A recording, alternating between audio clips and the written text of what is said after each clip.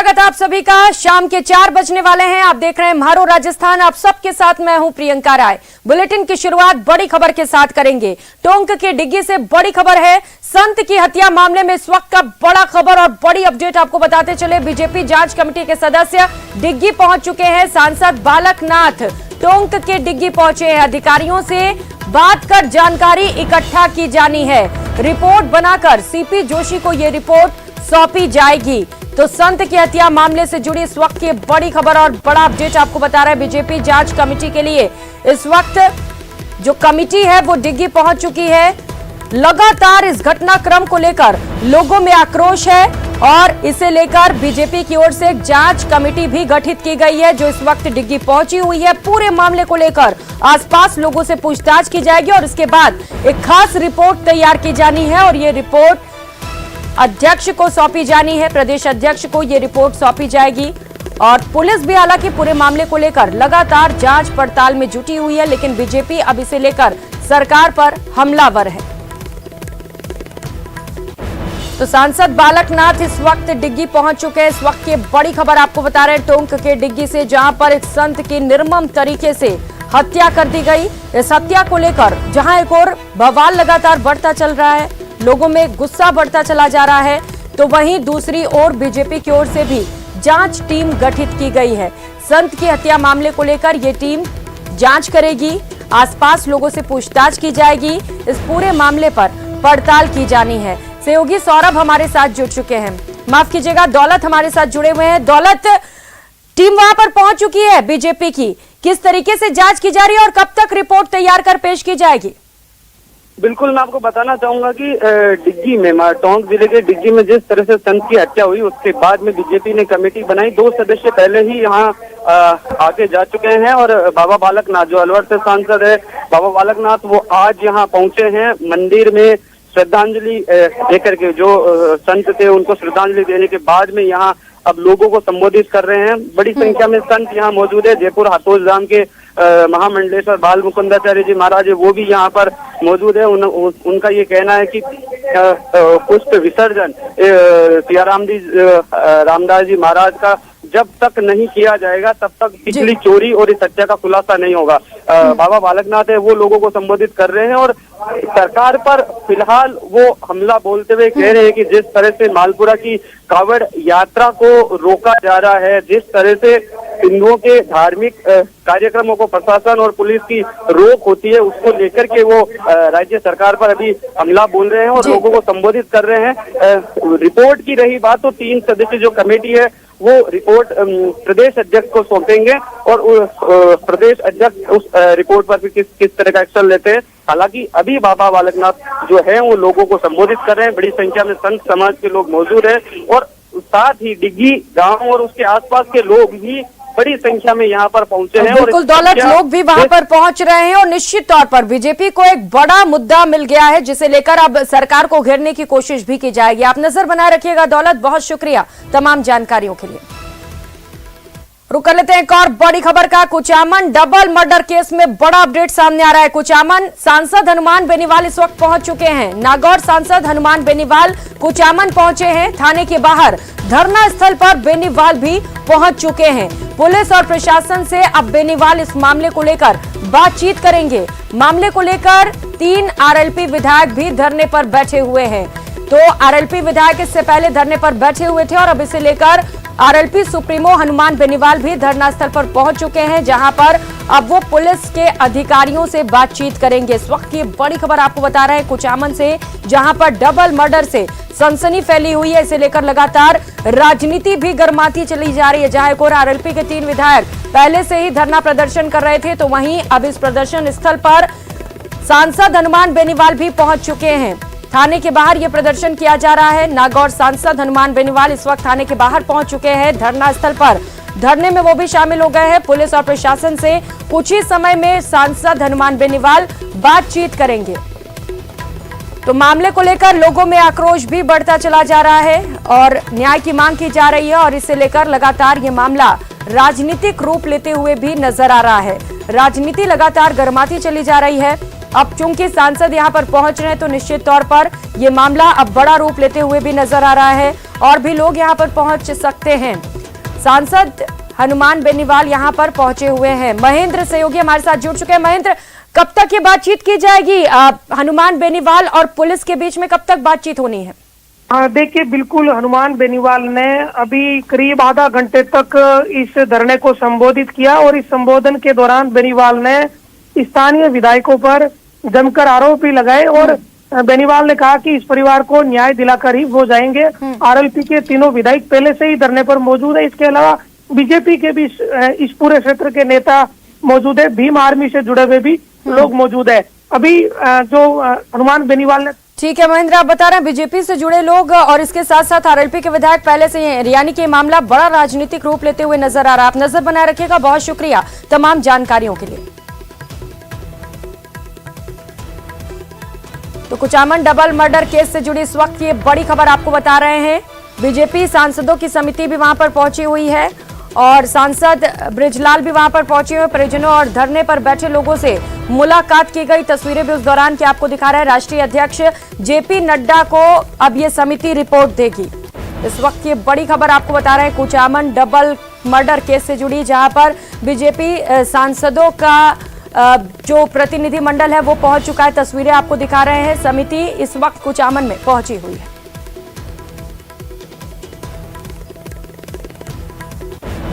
और इस मामले को लेकर सरकार भी गंभीर हो गई है। इसे लेकर आज मुख्यमंत्री अशोक गहलोत ने कैबिनेट मंत्री गोविंद राम मेघवाल को कुचामन भेजा। मंत्री मेघवाल ने पीड़ित परिवारों को आश्वासन दिया कि कोई भी आरोपी हो बख्शा नहीं जाएगा।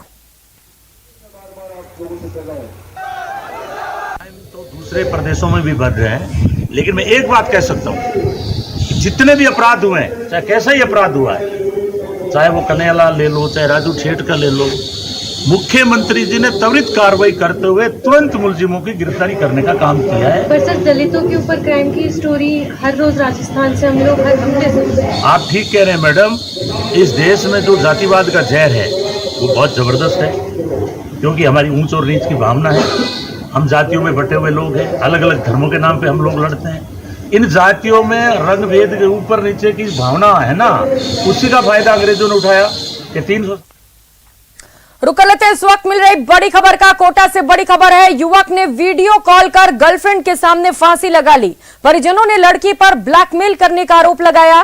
चैट और वीडियो कॉल के आधार पर अब पुलिस पूरे मामले को लेकर जांच पड़ताल में जुटी हुई है। तो इस वक्त की बड़ी खबर कोटा से बता रहे हैं, जहां पर वीडियो कॉल कर गर्लफ्रेंड के सामने ही युवक ने फांसी लगा ली। तो दोनों में पहले से ही झगड़ा चल रहा था और इसके बाद परेशान होकर युवक ने गर्लफ्रेंड को वीडियो कॉल किया और ठीक उसके सामने ही फांसी लगा ली। परिजनों ने लड़की पर ब्लैकमेल करने का आरोप लगाया है। चैट और वीडियो कॉल के आधार पर अब पुलिस पूरे मामले को लेकर जांच पड़ताल में जुटी हुई है।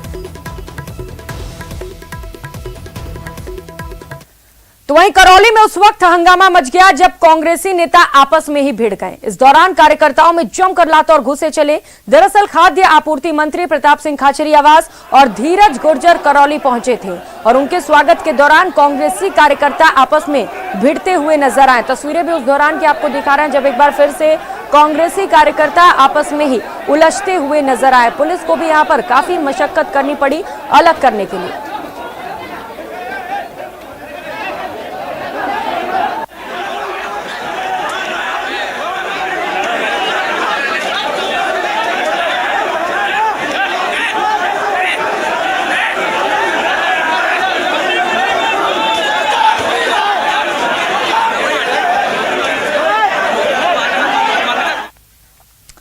और अब बात जल जीवन मिशन में फर्जीवाड़े में ईडी के एक्शन की करेंगे। इसे लेकर ईडी की टीम प्रदेश में लगातार कार्रवाई कर रही है। ईडी के अधिकारियों ने सुबह 6 बजे जयपुर और अलवर में कई ठिकानों पर छापेमार कार्रवाई की। ये कार्रवाई जल जीवन मिशन से जुड़े ठेकेदार, जलदाय विभाग के अधिकारियों के घर पर की जा रही है। जहां ईडी की आज रेड हुई वो प्रदेश के बड़े नेता के करीबी हैं। छापेमारी जयपुर के वैशाली नगर, झोटवाड़ा, सिंधी कैंप के साथ साथ अलवर में 2 जगहों पर की गई।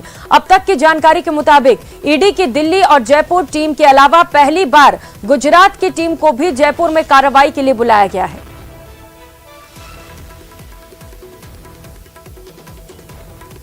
तो जल जीवन मिशन में भ्रष्टाचार को लेकर एक और कार्रवाई ईडी की ओर से, जहां पर एक साथ कई जगहों पर छापेमार कार्रवाई की गई है, जहां पर कुछ लोग जिनके घर पर ईडी की टीम पहुंची हुई है वो मंत्री के करीबी बताए जा रहे हैं। तो तस्वीरें आपको दिखा रहे हैं उन लोगों की जहां पर ईडी की टीम इस वक्त पहुंची हुई है। लगातार छापेमार कार्रवाई जारी है, अहम दस्तावेज खंगाले जा रहे हैं। बिल्कुल अहमद, मैं आपको दिखाना चाहूंगा ये आलीशान जो एक बिल्डिंग है और ये जो बनी पार्क का क्षेत्र है, बनी पार्क का वो क्षेत्र है जो राजधानी जयपुर का सबसे वीवीआईपी क्षेत्र है।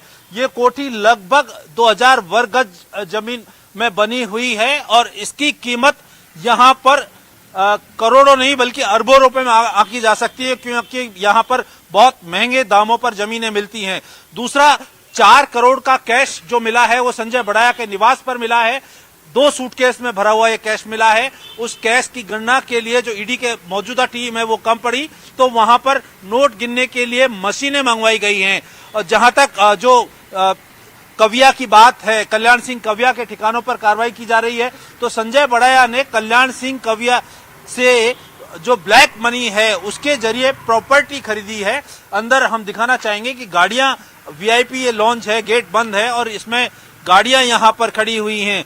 चूंकि जल जीवन मिशन योजना में जिस तरीके से वित्तीय अनियमितता हुई, डॉक्टर किरोड़ीलाल मीणा ने 20,000 करोड़ के घोटाले के आरोप लगाए थे और उसके बाद प्रवर्तन निदेशालय की टीम जो है लगातार इसकी शिकायत मिलने के बाद उसकी जांच हुई। प्रारंभिक जांच में जब भ्रष्टाचार की पुष्टि हुई तो ईडी की टीम ने अब छापे की कार्रवाई शुरू की है। छापे की कार्रवाई में वो तमाम लोग शामिल हैं, चाहे विभाग के अधिकारी हो या कर्मचारी या दलाल और ठेकेदार। सबसे बड़ी चौंकाने वाली बात यह है कि एसीबी ने इसी मामले में जो पदमचंद जैन ठेकेदार है जो संजय बड़ाया का बेहद करीबी था उसको गिरफ्तार किया था, लेकिन एसीबी ने जो भ्रष्टाचार हुआ था उसकी किसी भी स्तर पर जांच नहीं की। जो दोषी अधिकारी थे उन पर किसी तरह का कोई एक्शन नहीं लिया, यानी कहीं ना कहीं ईडी ने उनको राहत देने की कोशिश की थी और जो दस्तावेज हैं उनको प्रवर्तन निदेशालय की टीम को नहीं सौंपे थे। अब चूंकि ईडी आई है एसीबी के बाद में। और रुक करेंगे अगली खबर का। बीजेपी की परिवर्तन यात्रा का आगाज कल से होने जा रहा है। कल से अगले 4 दिनों तक 4 अलग अलग यात्रा का शुभारंभ किया जाएगा। परिवर्तन यात्राओं को लेकर तैयारियां पूरी हो चुकी हैं। परिवर्तन यात्रा में क्या कुछ होगा खास, हमारे संवाददाता बताएंगे। बीजेपी की परिवर्तन यात्रा का आगाज कल से होने जा रहा है। कल सवाई माधोपुर के त्रिनेत्र गणेश मंदिर से बीजेपी के राष्ट्रीय अध्यक्ष जेपी नड्डा परिवर्तन यात्रा का आगाज जो है वो करने वाले हैं। उसके बाद बेणेश्वर धाम, रामदेवरा और गोगा मेडी से भी यात्राओं का अलग अलग दिन जो है वो शुभारंभ किया जाएगा। इस प्रकार की गाड़ियां जो है वो तैयार की गई हैं। 4 अलग अलग रथ जो हैं वो तैयार किए गए, लेकिन ये तस्वीर में जो नज़र आ रही है गाड़ियां, ये वो गाड़ियां हैं जो परिवर्तन यात्रा के दौरान साथ में जो है वो रहेंगी। एक परिवर्तन यात्रा में करीब 100 से 150 कार्यकर्ता जो हैं वो शामिल जो है वो होने जा रहे हैं और इस परिवर्तन यात्रा के जरिए बीजेपी प्रदेश में अपने पक्ष में माहौल तैयार करने की कोशिश जो है वो करेगी। इस प्रकार के स्लोगन जो है वो लिखे गए हैं, साथ आए परिवर्तन लाएं। ये बात जो है वो बीजेपी द्वारा यहाँ पर कही जा रही है।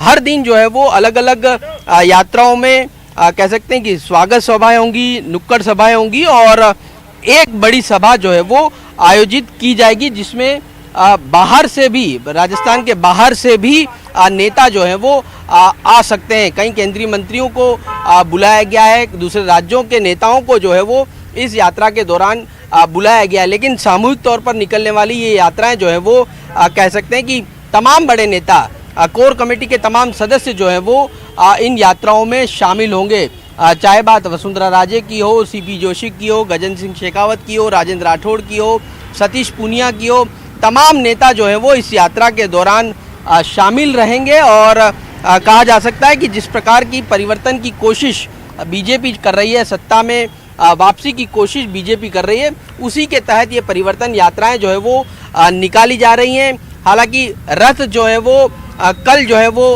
अलग अलग गंतव्य स्थल यानी जहाँ जहाँ से यात्रा शुरू हो रही है वहाँ से जो है वो रवाना किया जाएंगे, लेकिन इस प्रकार की गाड़ियाँ जो है वो रथ के दौरान शामिल होंगी। इस प्रकार के स्लोगन पूरी केसरिया भगवा रंग में जो है वो गाड़ियों को तैयार जो है वो किया गया है। इनमें कार्यकर्ता और नेता जो है वो मौजूद रहेंगे। 100 से 150 कार्यकर्ता हर वक्त एक यात्रा के दौरान जो है वो मौजूद रहने वाले हैं। तो बीजेपी की तैयारियां इस परिवर्तन यात्रा को लेकर पूरी हो चुकी हैं और कल यात्रा का आगाज जो है वो बीजेपी के राष्ट्रीय अध्यक्ष जेपी नड्डा करने जा रहे हैं।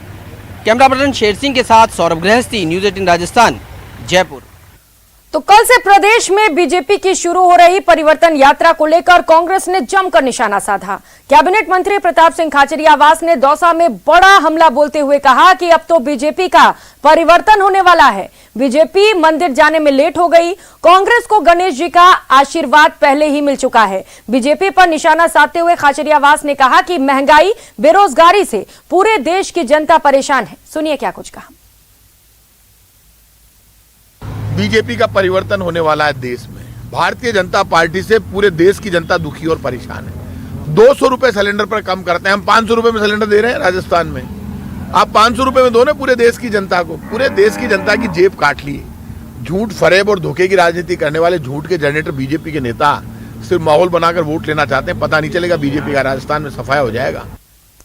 उधर पूर्व सीएम वसुंधरा राजे बांसवाड़ा के दौरे पर रहीं, जहां वो त्रिपुरा सुंदरी मंदिर पहुंची, जहां उनका जोरदार स्वागत किया गया। इसके बाद वसुंधरा राजे ने मंदिर में पूजा अर्चना की। इस दौरान उनके साथ विधायक कैलाश मीणा, पूर्व सांसद मानशंकर नीनामा, जिला अध्यक्ष लाभचंद पटेल समेत कई नेता मौजूद रहे।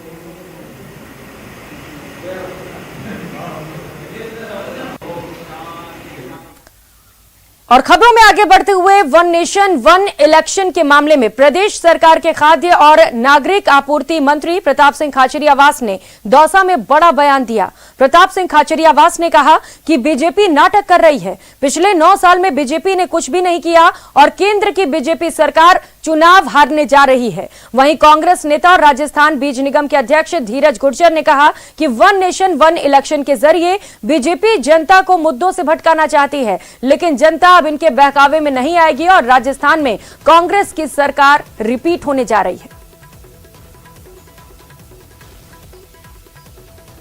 आपको कि भारतीय जनता पार्टी चुनाव में लोगों के वोट लेने के लिए और मुद्दों से भटकाने के लिए अलग अलग तरह के प्रोपोगंडा खड़ा करती है। भारतीय जनता पार्टी के प्रोपोगंडा। तो वही राजस्थान नर्सेस संयुक्त संघर्ष समिति की अपील पर झुंझुनू जिले की नर्सेस ने आज सेंटर, पीएचसी, सीएचसी, उपजिला अस्पताल और जिला अस्पताल में 2 घंटे तक काम का बहिष्कार किया। नर्सेस की हड़ताल होने की वजह से अस्पताल में इलाज कराने आए मरीजों को खासी परेशानियों का सामना करना पड़ा। दरअसल नर्सेस 11 सूत्रीय मांगों पर कार्रवाई नहीं होने की वजह से हड़ताल कर रही हैं। 4 सितंबर को भी नर्सेस 2 घंटे तक हड़ताल पर रहेंगी।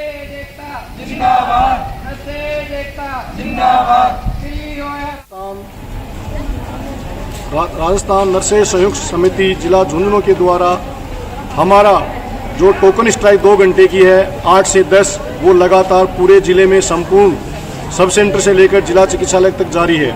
अभी तक सरकार ने सकारात्मक रूप नहीं अपनाया है। अतः हम सरकार से पुनः निवेदन करते हैं कि हमारी जो जायज़ मांगे हैं वो अतिशीघ्र विचार कर मानी जाए और जिससे मरीज परेशान नहीं हो। अभी भी हमारे जो चिकित्सालय में आने वाले मरीज हैं वो 2 घंटे परेशान होते हैं, हमारे पास आते हैं, लेकिन हम उनसे यही निवेदन करते हैं कि हमारे जो जायज़ मांगे हैं वो माननीय मुख्यमंत्री द्वारा। और खबरों में आगे बढ़ेंगे। खबर कोटा से है। कोचिंग नगरी में डेंगू अब जानलेवा साबित होने लगा है। एक बच्ची की मौत के बाद रिपोर्ट पॉजिटिव आने पर चिकित्सा विभाग में हड़कंप मचा हुआ है। तो वहीं लैंडमार्क सिटी में कई हॉस्टल में भी डेंगू ने दस्तक दे दी है। इलाके में भी आधा दर्जन से अधिक कोचिंग सेंटर डेंगू की चपेट में आ चुके हैं। अब तक 170 कोचिंग स्टूडेंट्स डेंगू पॉजिटिव आ चुके हैं, जबकि डेंगू पॉजिटिव मरीजों का टोटल आंकड़ा 324 तक पहुंच चुका है। डरावने आंकड़ों के बाद अब चिकित्सा विभाग के साथ निगम की टीमें भी फॉगिंग कर डेंगू की रोकथाम के लिए प्रयास कर रही हैं, लेकिन तमाम प्रयास नाकाफी साबित हो रहे हैं। शहर में कोचिंग इलाके में चलने वाले निगम के टिप्पर पर ऑडियो साउंड के माध्यम से डेंगू की रोकथाम को लेकर लोगों को जागरूक भी किया जा रहा है।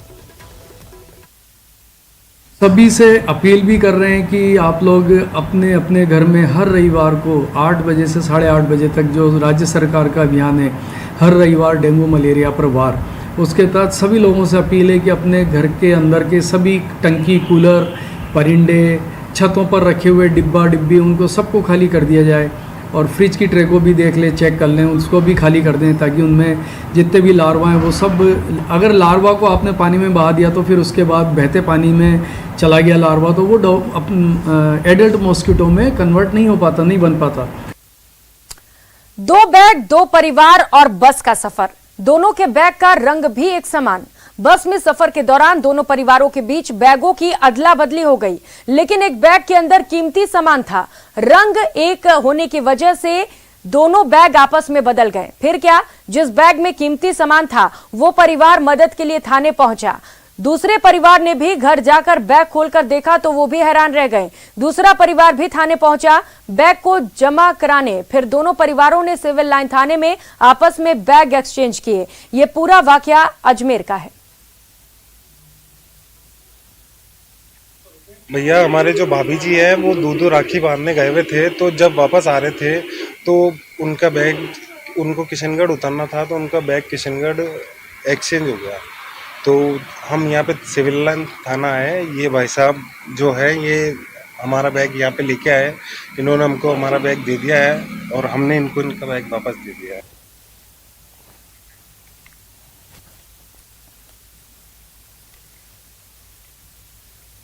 और मुख्यमंत्री अशोक गहलोत ब्यावर के दौरे पर हैं, सीधे लिए चलते हैं। पीसीसी चीफ डोटासरा भी इस वक्त उनके साथ मौजूद हैं। तो मंच से तस्वीरें आपको दिखा रहे हैं। ब्यावर का दौरा मुख्यमंत्री अशोक गहलोत का, मंच पर इस वक्त आप मुख्यमंत्री अशोक गहलोत को देख पा रहे होंगे। साथ ही साथ पीसीसी चीफ गोविंद सिंह डोटासरा भी उनके साथ ही मौजूद हैं। खड़ा करके इसका अभिवादन करें। मैं, क्योंकि मुख्यमंत्री जी को बहुत लंबा जाना है, सिर्फ 2 मिनट में अपनी बात कहूंगा कि इस पूरे इलाके में सर आपके अलावा कोई नेता नहीं हुआ, कोई जननेता नहीं हुआ जिसने कि इस ब्यावर का ध्यान रखा। और खबरों में बात अब करेंगे एक बदहाल गांव की। सबसे पहले आपको तस्वीरें दिखाते हैं, उसके बाद इस गांव के बदहाली के पीछे की कहानी भी बताएंगे। न गांव में पक्की सड़क है, न ही घर घर जल है, और तो और कई लोग बीमार भी पड़े हैं। लेकिन अगर कोई बीमार पड़ जाए तो चारपाई पर लिटाकर ही अस्पताल ले जाना पड़ता है। लेकिन जब चुनावी मौसम आता है तो हर साल की भांति नेताजी जरूर पहुंचते हैं हाथ जोड़कर वोट मांगने, लेकिन चुनाव के बाद ईद के चांद बन जाते हैं। हाल यह है कि कुंभलगढ़ उपखंड के कोयल पंचायत के आड़ावाला गांव में न तो सड़क बनी है और न ही पेयजल की कोई व्यवस्था है। जोर है बेटी बचाओ बेटी पढ़ाओ, लेकिन इस गांव में स्कूल बस 5वीं तक ही है। इसके बाद तो बेटियां घर में ही बैठी रह जाती हैं। ऐसा नहीं है कि गांव वालों ने अपनी परेशानी किसी को नहीं बताई, लेकिन हुआ कुछ नहीं। तस्वीर जस की तस है। ग्रामीणों ने पूनावली में चौका का बंधा आड़ावाला होते हुए सेरी की भागल तक डामरीकरण की कई बार मांग भी की है, लेकिन लगता है नेता लोग जानते हैं समस्या बनी रहेगी तभी तो वोट मिलता रहेगा।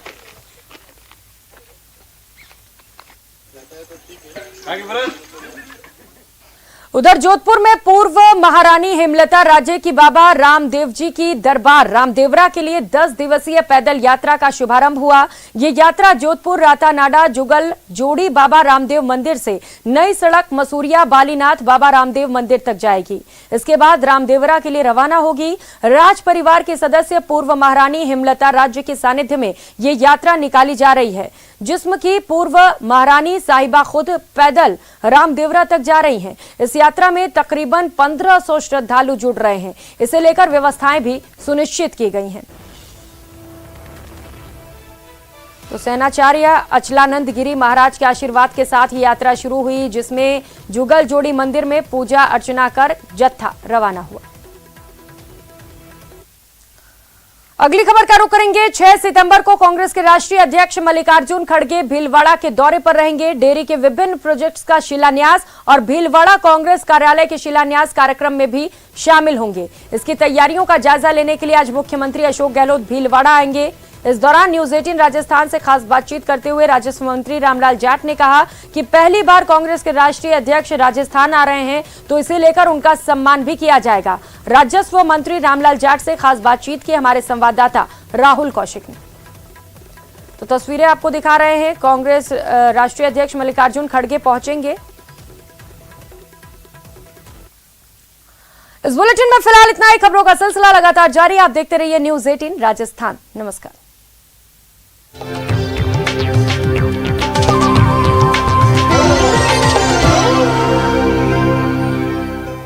हेडलाइंस